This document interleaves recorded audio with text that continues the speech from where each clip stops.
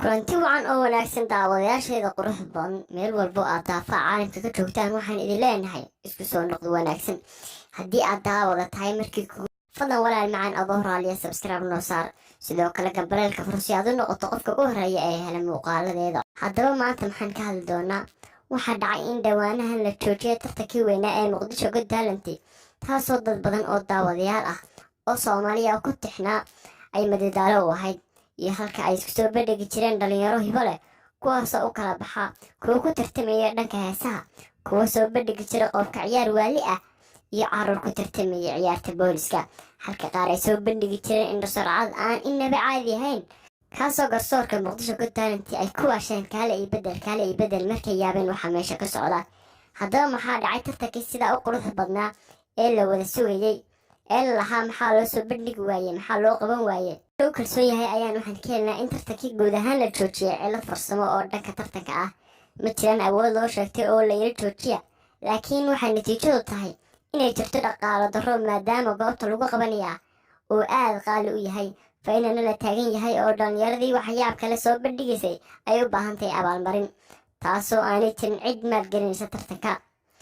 ilo lagu kalsoon yahay ayaan waxaan ka helinaa in tartankii dib loo furi doono maadaama ay xidhiidh la soo sameysay shirkadda weyn ee American Got Talent oo ay mataan yihiin Muqdisho Got Talent, kuwaasoo bixin doona kharashaadka ku baxa Muqdisho Got Talent, hadiyado ay bixin doonaan.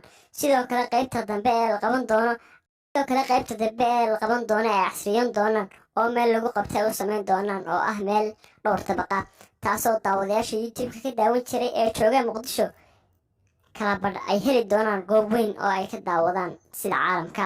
waxaa kaloo aan maqlay inaan lagu koobin Muqdisho oo keliya ee loo yeedhayo dadka ku sugan gobolada kale ee maadaama ay jiraan dad hibo saro leh oo jooga gobolada kale.